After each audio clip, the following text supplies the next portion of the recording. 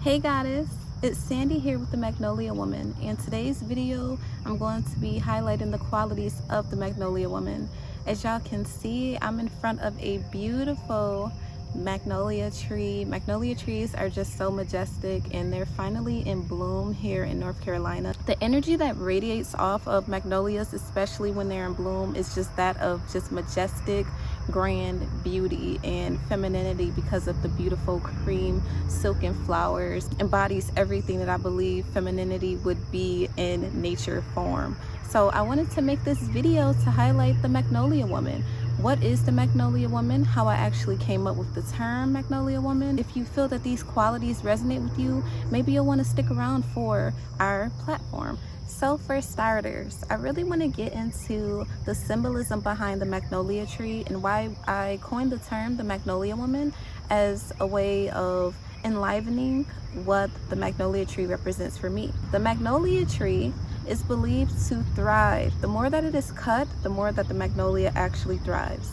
As y'all see, it is just grand and majestic, but it also has a bit of a delicate nature to it. And we see this really when they're in bloom because of those beautiful, soft, pink, creamy flowers that are just soft to the touch, but they have a bit of resistance to them, right? Now, I know y'all like, why is she describing this magnolia like this? But just stick around. It's gonna make sense in a minute, I promise. So in the South, Georgia in particular, they are believed to represent luck, economic stability, and just having them around enlivens the presence and makes it look more neat, polished, elegant. Now in China, they symbolize purity and nobility, and they're also known for their healing powers. The Chinese magnolia typically has those beautiful pink petals all over it. They're a little bit smaller when you see them as well, and they just look so delicate, so radiant, so feminine. In Japan, they're recognized for the love of nature, nobility, perseverance, and dignity. Magnolias have an intoxicating scent. It's like a lemony, citrusy, soft,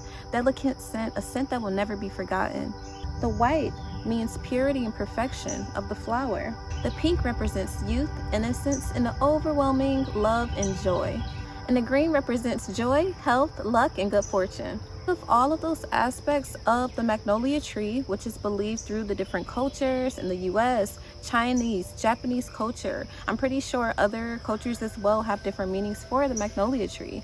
The beauty, the purity, the intoxicating scent that you can't forget, the endurance, all of these things just go into what I believe is a Magnolia Woman. Magnolia Woman was actually gifted to me in spirit by my queen mother, Peggy Heath, my dearest ancestor, my grand aunt. In this past year and a half, everything just started changing about me. The music that I would listen to, I did not find joy and interest in listening to it anymore. I wanted more soft music. I wanted music that just had just beautiful melodies and didn't really have any lyrics, or if it did have lyrics, I wanted to listen to things that just, made me feel loved and beautiful. The way that I dress changed. I got out of the habit of fast fashion, following trends. I started to wear pieces that just felt more unique to me. Things that I put into my body, the food that I'm consuming, I had to make sure that it was more nourishing for me. I can't even eat certain things anymore. Everything just is starting to change. She came to me in a dream shortly before she passed away, and she told me she was passing the torch to me. Dreams are typically where I receive most of my messages. So when I received this message from her of passing the torch, I just noticed that it really did change how I was doing things. My friendship started to change. The people who I felt that I related to actually started to change as well. I got connected with sacred sister circles in my area, and it's just been the most fulfilling connection that I have ever received, and I'm just so grateful for that. The type of things that I would watch on TV, movies, everything, every aspect of my life. My identity switch became more apparent when my ancestor passed on. It's because when she passed on, she left a piece of her within me, as our ancestors always do. My cousin gifted me my aunt's bracelet that she wore every night to just heal herself and ground herself. And I literally wore it every day for months. I did not take it off. So my mother, my daughter, and myself were riding on the road in the little town called Magnolia, and we were on our way to Atlanta. There were these just beautiful, majestic magnolias all around us, and my mom was like, you need to get out and grab some magnolia branches, because I told her I wanted to make a magnolia soap. So I got out the car and I was just taking all of the branches, putting them in the trunk, and the bracelet literally snagged off of my arm. So I'm grabbing all of the beads and I'm trying to collect them. I thought my cousin was going to be super upset with me, so I waited to tell her.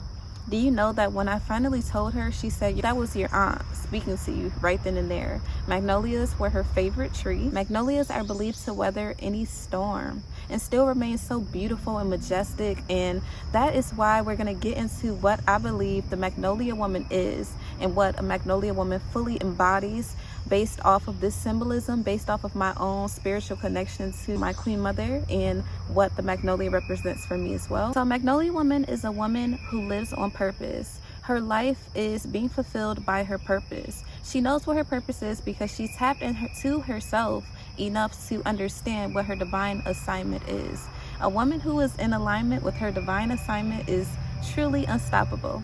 She uses her creativity to generate wealth and financial freedom. Now that also goes in with living on purpose. When you're living on purpose, you are being creative in whatever avenue that is your gift. When you are in this creative space, abundance, wealth will just naturally attract to you. It's magnetic to you. She has a genuine relationship with God. She is spiritually in tune with the Most High. I feel like this is really important because just like nature flows, just how we see like the beauty of the majestic magnolia behind me, you have to be in tune. You have to be grounded to know that you're in tune. It's not just she is, this Christian woman or this Muslim woman, this Buddhist woman or this spiritual woman. Is do you have a genuine connection with the Creator? And you will know this because of how you move and how you feel. Is your relationship with God at the center of your life and center of self? And that is just truly important to me to embody the grace that I believe is the Magnolia woman. She is resilient. The human embodiment of a Magnolia woman, she's also resilient. I know a lot of women like to call themselves strong, and we have a strength within us. I would rather be resilient. I would rather be able to bounce back after something and, still maintain my beautiful, fragile nature. She holds herself accountable. Holding yourself accountable is very important. I feel like holding yourself accountable is a quality that is sometimes overlooked, but to truly be in tune with oneself and to truly be, growing and operating from a wise place, you have to hold yourself accountable. You have to, check yourself a lot of the time and understand that you are a work in process. As you grow on your journey, this will become easier. At first, for me, it was really hard. I'm like, no, you're wrong, I'm right. And I used to get so upset at anyone who just disagreed with that. I would look for friends who just agreed with me, and that is not healthy. That is not healthy. You want to hold yourself accountable. You want people in your circle. My sacred sister circle, they hold me accountable, and having that self-accountability will allow you to grow into the most beautiful form of yourself. You'll be more confident. You'll be more respected. It's just important to be an individual who holds themselves accountable because it just represents that you're actually growing on your journey.